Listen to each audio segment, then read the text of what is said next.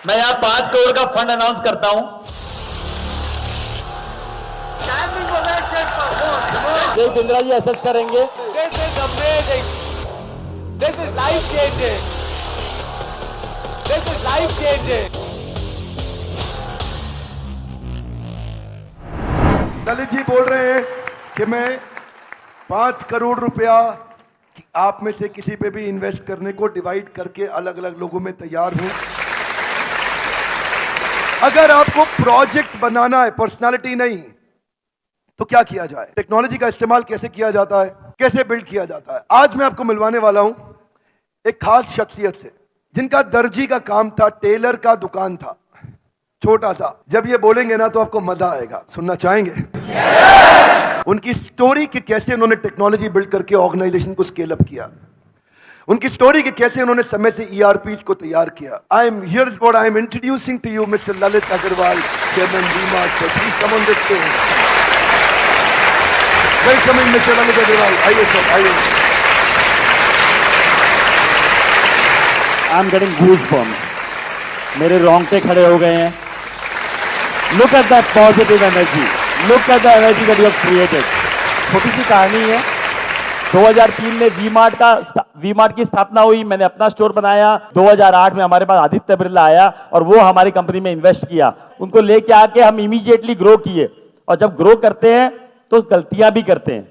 जब आपके पास पैसा आ जाता है, सिर चकराने भी लग जाता है, दिमाग के ऊपर कौवा बैठ जाता है। क्या बोलते हैं, दिमाग पे कौवा बैठ जाता है कि सोच हो जाती है कि हम जो कर रहे हैं वो अच्छा ही कर रहे हैं, सब सही कर रहे हैं। तो उस समय बहुत तेजी से हमने पैसे आए थे, बहुत तेजी से दुकानें खोली, लेफ्ट राइट डिसीजन लिया। बॉम्बे में जाके दुकान खोल दी, कोल्हापुर में जाके दुकान खोल दी, कोई इधर ईस्ट में जाके दुकान खोल दी। तो वो अलग अलग साइज की दुकानें खोल दी, अलग अलग तरीके का सामान उसमें रखने लग गए। तो उससे हमें 2009-10 जब लीमैन ब्रदर की क्राइसिस हुई, उस समय जब खराब समय आया, उस समय हमारी प्रॉफिटेबिलिटी टैंक कर गई। हम उतना रिटर्न जो जनरेट कर रहे थे वो जनरेट नहीं कर पाए।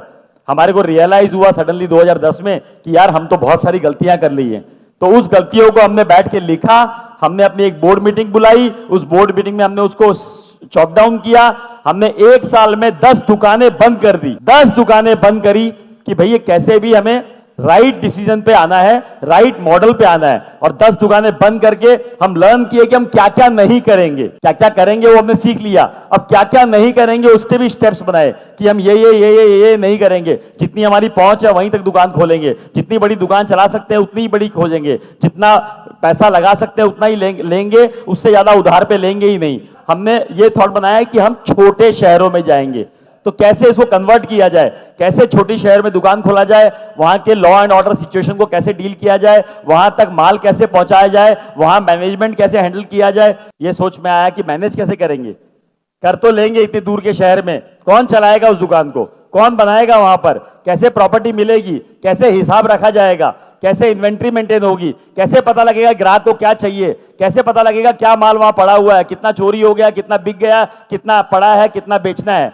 ये सारे सवाल आए। उन सारे सवालों का जवाब खोजने की कोशिश की गई कि कैसे उस जवाब का सवाल खोजा जाए। तभी एक दिमाग में आया कि नया नया ईआरपी वर्ड आया था, नया नया टेक्नोलॉजी का वर्ड आया था। और उसी समय हमने एक ईआरपी वेंडर से बात करी, उसको समझा। वो छोटा सा एक सॉफ्टवेयर बनाता था, उसी को समझ के उसी को हमने इंप्लीमेंट करने की कोशिश करी और उसको हमने उसी समय इंप्लीमेंट कर दिया। जब इंप्लीमेंट कर दिया तो हमारे पास वो थॉट प्रोसेस आ गई कि यार टेक्नोलॉजी से हम कम से कम देख तो सकते हैं कि कौन सा माल कहां बिका, कौन सा माल की कहां जरूरत है, कौन सा माल कितना स्टॉक में पड़ा हुआ है। उससे बहुत कुछ, शायद ईआरपी से और भी बहुत कुछ जो फायदा हुआ कि कितने वेंडर ने क्या माल दिया, उसका कितना पेमेंट हुआ, उसका माल कितना बिका, कितना हिसाब पूरा बराबर मिल गया।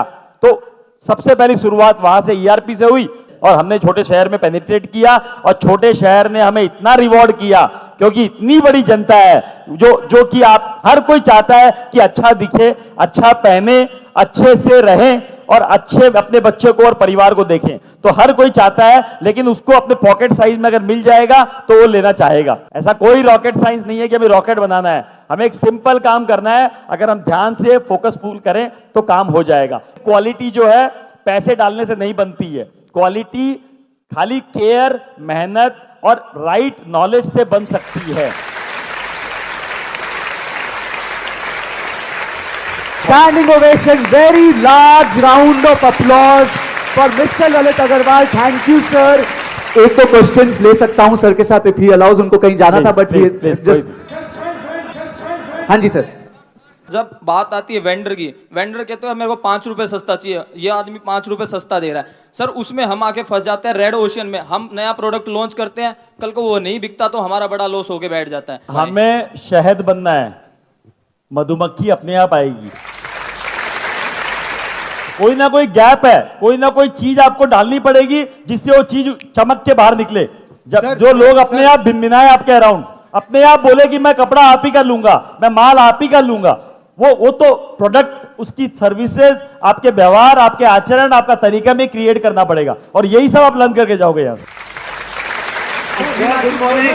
Good morning sir. Sir good morning. आपने कहा कि बोला कि अपने स्टाफ को आप छोड़ो, जैसे बच्चों को आप चलना छोड़ते हो, चलने के लिए छोड़ देते हो, तो जैसे जैसे हम जब भी स्टाफ पे पूरा ट्रस्ट करते हैं ना, स्टाफ कभी ना कभी धोखा दे देता है सर। कोई बात ऐसा नहीं, भी नहीं है, ऐसा भी नहीं है, कोई बात नहीं, गिरोगे, पड़ोगे, लगोगे, गाड़ी लेके निकलते हो, चलाते हो तो कभी ना कभी एक्सीडेंट होता है, कभी हल्का सा टच होता है, कभी बहुत बड़ा एक्सीडेंट होता है, तो गाड़ी चलाना बंद कर दोगे, गाड़ी में बैठना बंद कर दोगे।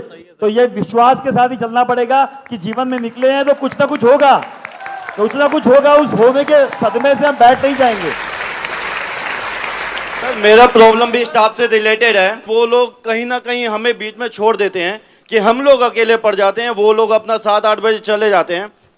मेरा मैन्युफैक्चरिंग बिजनेस है तो हमें लोडिंग भी करवानी पड़ती है और हमें सब करना पड़ेगा। 10 बजे तक शुरुआत में सारे काम करने पड़ेंगे। 100 बार टेम्पो में बैठ के डिलीवरी देके आया हूं, 100 बार।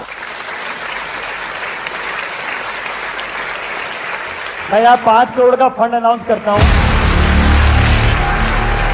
This is amazing. This is life changing. This is life changing.